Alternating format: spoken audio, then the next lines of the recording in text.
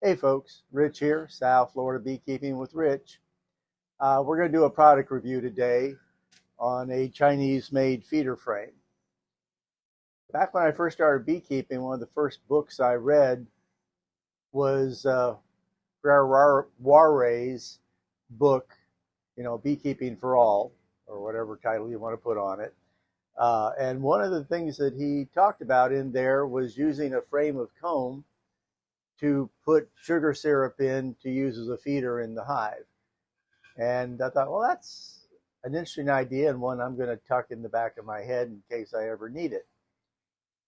Never needed it really, but years later, when they were making this fully drawn out comb in frames, I thought to myself, well, they'd stopped making them. They were selling out of them, and these were on deep sale. And I thought to myself, well, you know what? If they don't work for that, maybe I can use them for that whole feeder concept. So, okay, I'm going to buy 5 of them. It didn't cost much of anything because, like I said, they were selling out of them. Proof to that, these blue plastic blobs here. I just melted some bottle caps and stuck on here because they were selling these out, but you could no longer buy spacers. They used to have spacers of different lengths so that you could space these honey frames at different spacings, but there were just none to be had anywhere. Because like I said, they were selling these out, and apparently the first thing people did was buy up all the spacers. And just as an aside, the first year I used them, the bees completely ignored them. The second year I put them in a lot earlier, and the bees did fill them with honey and cap them over. They didn't have to spend any time or effort drawing out the comb. Yeah, they do kind of work, but at any rate, other than using them in the honey supers early in the spring, I never had to use them for feeders. But recently, But I have a question. yes. How would you use that as a feeder? Oh, well, actually, the answer to that question will come up in this, I think. Okay. Okay. So, at any rate, recently I was shopping on Temu. I know, not a great idea most of the time, I guess, but you can't beat the prices. And one of the things they had were these feeder frames for hives, mostly to put pollen in, or you can mix up pollen patty type stuff. You can smear that into here. You can put dry feed into here, okay, and you can put this in. And I thought, well, that's interesting. I'm going to get a couple of these. And this wouldn't technically be worth a video except for the fact that this looks like it's a little deceptive. What are you seeing? Well, the back looks solid. Yeah, you can see that in this picture, but when all they're showing you is this, I went ahead and spray painted this one to make it really clear. The back of these is a flat solid piece, okay? So this makes it easier to see. And yes, of course, I'm an all medium beekeeper, so I'm trimming these down. So if the back weren't solid, how would the feed stay in the frame? Well, there would still be a center piece, dear. All comb has a center rib to it. It would just it would just be like this if Oh, it so you wasn't. could put 2 back to back and get the same effect. Yeah, I wouldn't do that because that would just make a great hiding place for small hive beetles and Ah. such. But yeah, so these are, as you can see, super big cells, and they've got a really good angle to them, which comes back to your question here, dear. This is not straight in. These are set at an angle, okay, just like these are set at an angle. Uh, but this would only be good for liquid feed, and I guess you could smear some, or you could put some pollen or something in it.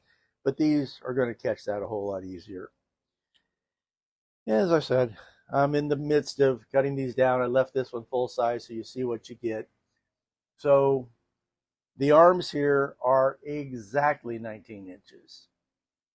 Exactly 19 inches. No wiggle room whatsoever. On many of my supers, I tried sliding this into it and it won't go because there's warpage on woodenware. Okay.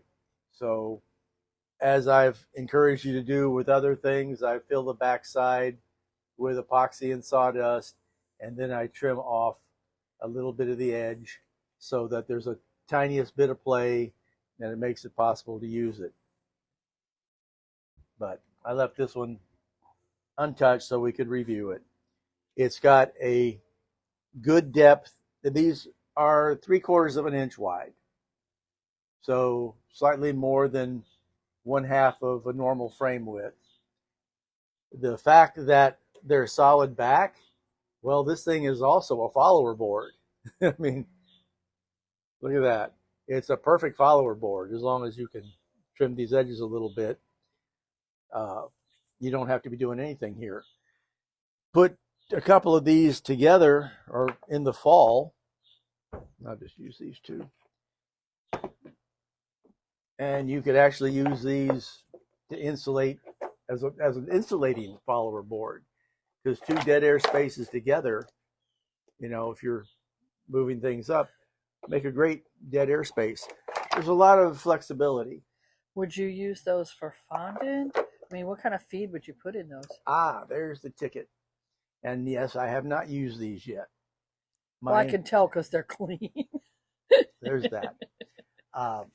One of the things I intend on experimenting in here in the spring is using pea flour made from ground peas, because I've been doing a lot of reading in some Indian produced bee books from like the 1950s and such, before we were making these fancy fondants. And while we tend to use peanut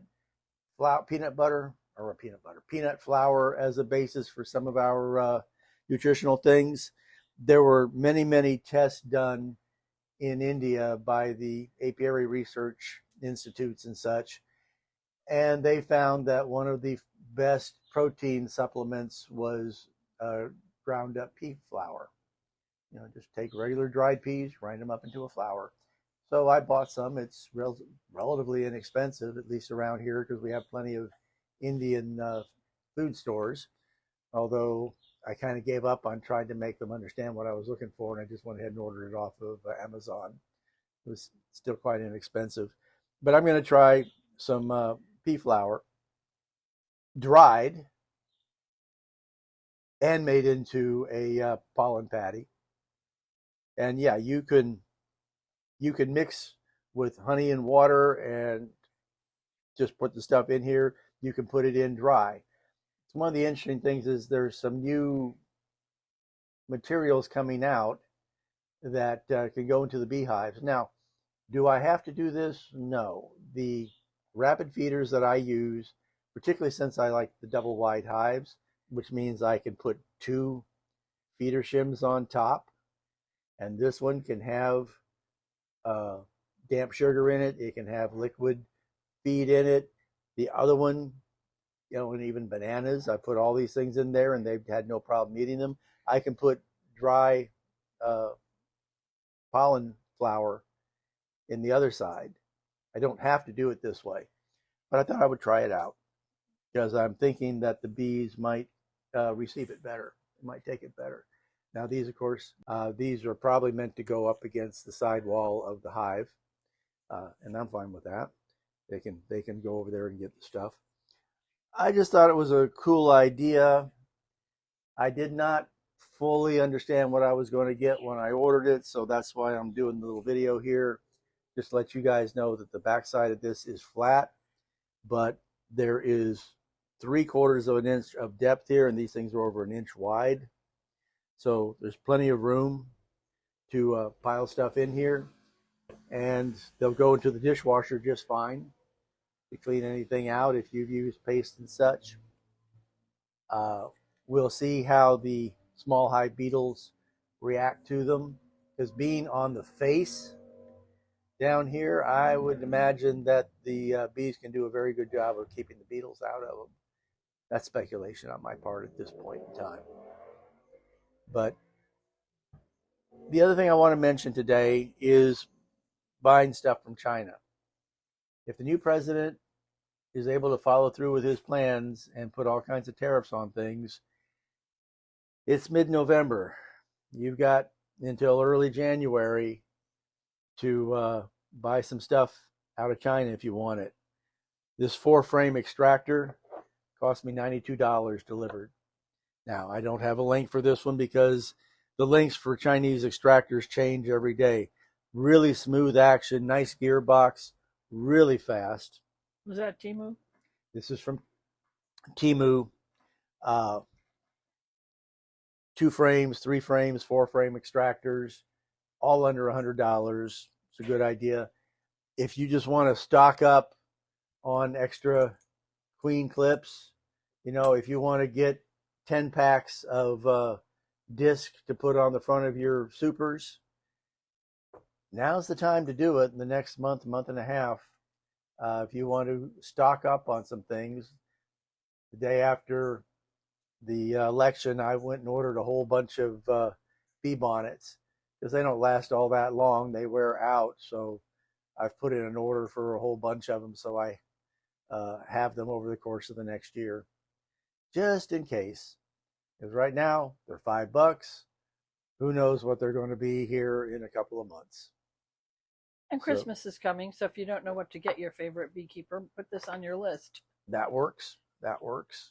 But yeah, remember, we're liable to start seeing a big price increase in a lot of our plasticware that comes out of China and also our stainless steel ware. So now's the time to stock up.